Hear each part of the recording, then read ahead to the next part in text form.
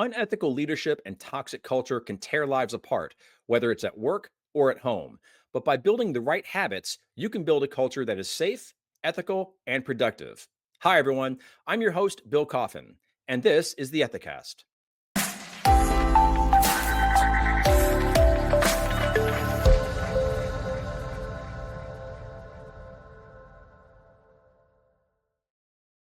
At Ethisphere, we talk an awful lot about the power of culture, namely, how ethical culture is at the heart of business integrity, and that culture is something inherently measurable and can create a virtuous cycle of psychological safety, values based leadership, and higher financial performance. But we all know it doesn't always go that way.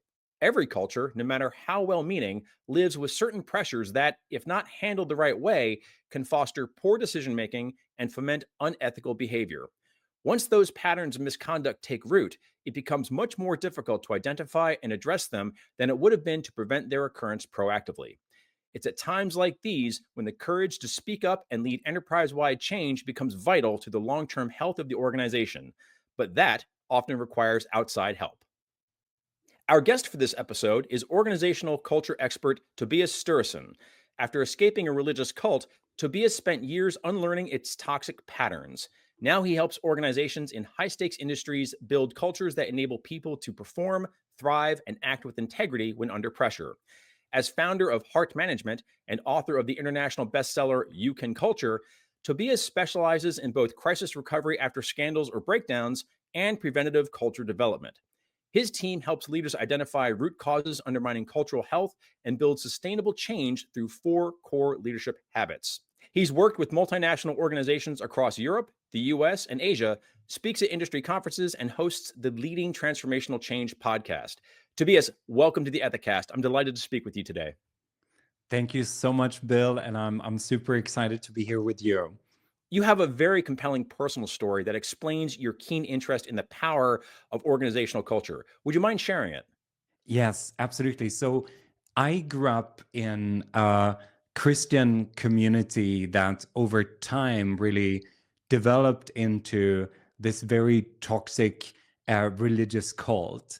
And it didn't happen at once, it never does. It happened step by step as we became increasingly, or as the leader became increasingly erratic.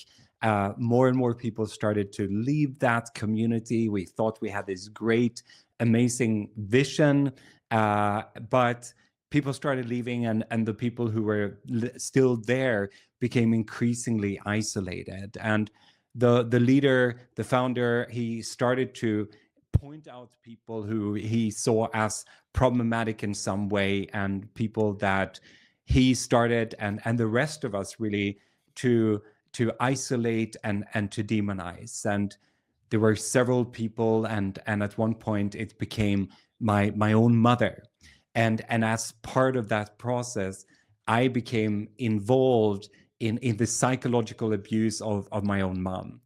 And as that continued, my mother started to go through several attempts to commit suicide, and ultimately she ended up in a psychiatric ward, and it took 2 years for her to make the decision to finally leave that environment. But I, however, still stayed.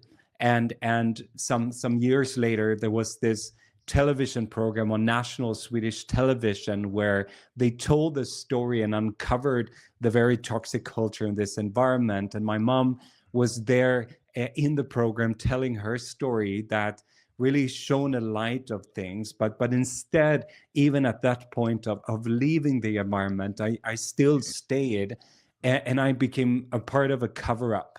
So we put out statements saying that in our desire to help people, some people were hurt in the process, which didn't at all adequately address the harm caused or take really any accountability for what had happened. So, but still, some time after that, if you would say that the internal dissonance just became too big for me, and I made the decision that I should have made years later. I walked out the door, and I decided to never ever come back.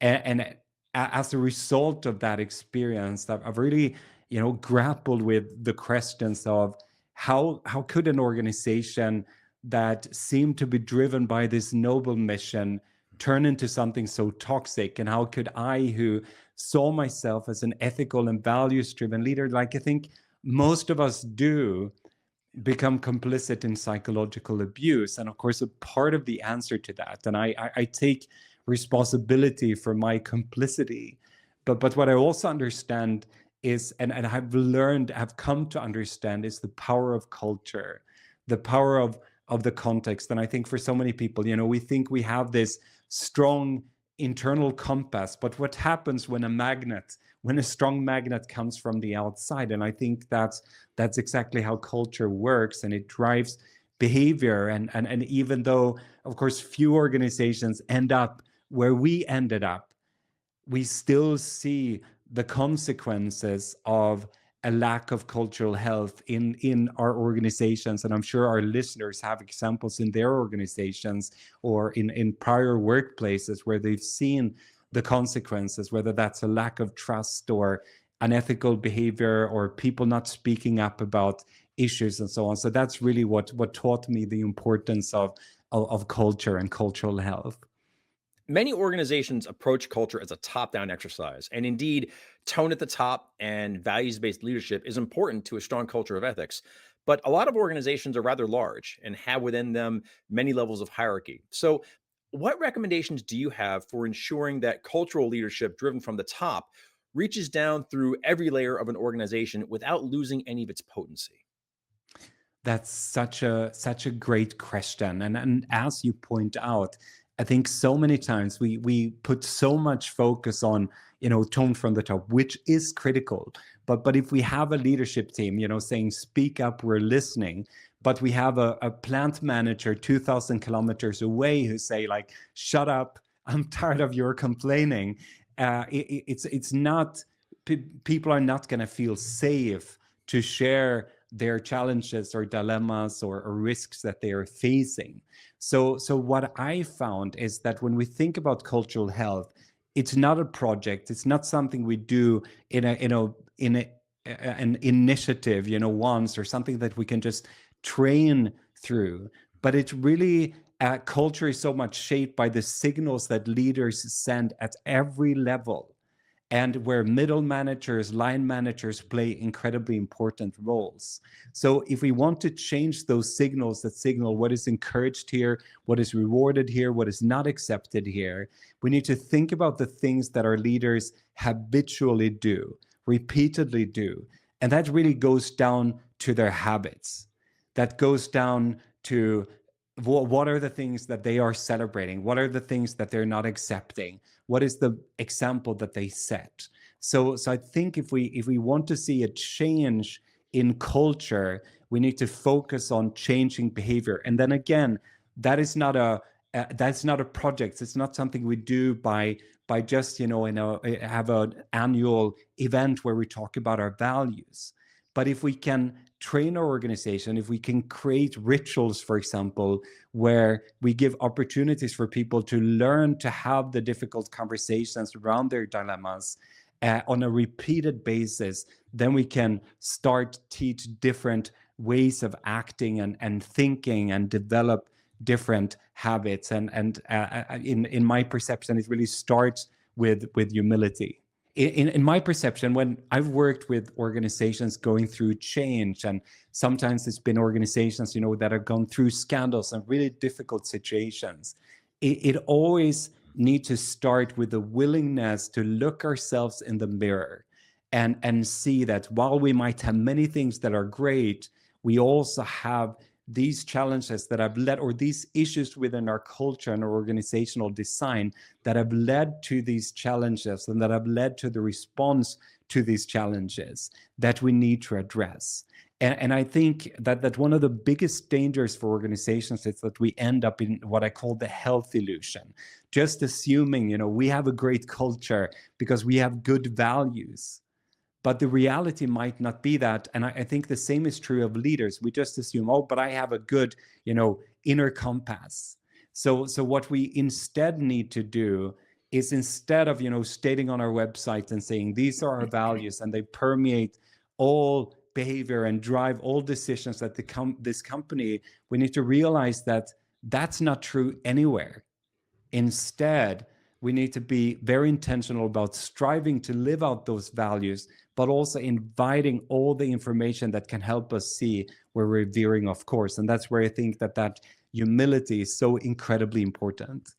Tobias, you mentioned that cultures don't toxify overnight. It's a gradual process, and I think we can all imagine cases, whether we've been there ourselves or we know someone who has, where you have an organization where the culture is kind of in the middle. It's in the process of toxifying, but it's not too late to stop the process from completely toxifying. That strikes me as an especially difficult place to be if you're trying to keep the culture from going rancid. So, do you have any recommendations for ethics and compliance leaders who may find themselves within a culture that's going off the rails, but are going to try to, get things right before it gets so bad that the entire place falls apart? Yeah. Great question. And I think the first thing is to not just assume that the answer is more training. I think it is taking a step back and really trying to dig down and understand what is happening to our culture, what is shaping our culture, and what is causing the issues that we're facing. So we need to get better data, better insights, and I think one of the first things to look at, because I think one of the signs of an unhealthy toxic culture is silence. And I think it's important to recognize that silence is not that people aren't talking.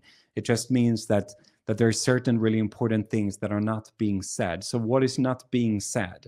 What are the pressures that people are experiencing that they feel that they can't talk about? What are the and I think something that I believe is true for many of our listeners right now is that they are facing pressure, and they might experience exactly what you're saying. They might experience that suddenly there's a drive towards something where topics like ethics, like integrity are put a bit to the wayside. And I think it's really important in those moments both to try to understand what is happening, but also to really create the safe spaces for people to talk about the conflicts, the pressures, the dilemmas that they are facing. They don't necessarily, it shouldn't necessarily happen in a top-down way, but really be creating those safe spaces where they can have those conversations, especially at higher levels of the organization. Tobias, one of the things that we like to keep in mind with this show is that amongst our audience is always somebody's first year in the ethics and compliance space. There's always somebody who's just getting started on this magnificent journey of helping to advance business integrity within an organization.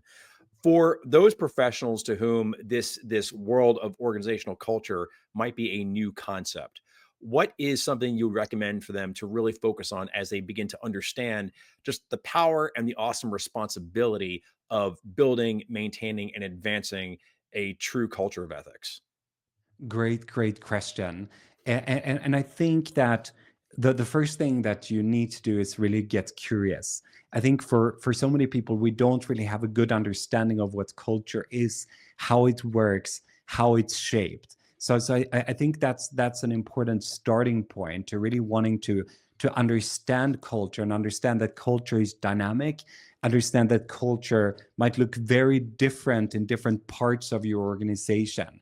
And it's shaped by the context, it's shaped by the history, it's shaped by the different lived experiences that people have. So I think getting curious is a really important starting point, and then thinking more sustainably instead of thinking of the typical, I think, interventions that we typically do that are often quite short-sighted, to think about what is it that could, instead of being something that we do once in a while, become something that becomes a part of the rituals of our organization. And I typically, give the example of the difference between an organization where you talk about the values once a year, or an organization with teams at every level ask themselves on a weekly or monthly basis, how are we living out these values and where are we struggling? So how can we get things into the daily conversations that people have? Tobias, thank you so much for joining us today and for sharing your story, as well as your insights on how organizations can harness the power of culture really to become the best versions of themselves. So, once again, thank you so much for joining us. Thank you so much for having me. To learn more about Tobias's work to help organizations uncover the root causes that undermine cultural health and to build leadership habits that strengthen trust, reduce risk, and deliver lasting results, visit heartmanagement.org. And to read his book, You Can Culture, visit youcanculture.com or your favorite online book retailer. And be sure to check out his podcast, Leading Transformational Change, on Apple Podcasts. It's a terrific listen. You will not want to miss an episode. For a host of free resources on how to establish, maintain, and advance ethical culture, check out the Ethisphere Resource Center at ethisphere.com/resources. Also, to learn how to measure and analyze your own organizational culture, visit ethisphere.com/solutions, where you can request a free demo of our Ethical Culture Accelerator, which gives you expert insights into your existing culture and provides you with guidance and resources to make transformational improvements. Thanks for joining us. We hope you've enjoyed the show. For new episodes each week, subscribe to us on YouTube, Apple Podcasts, and Spotify. And if you don't mind, please follow Ethisphere on LinkedIn as well. Every like, comment, and share helps us in our mission to make a better world by advancing business integrity. That's all for now, but until next time, remember, strong ethics is good business.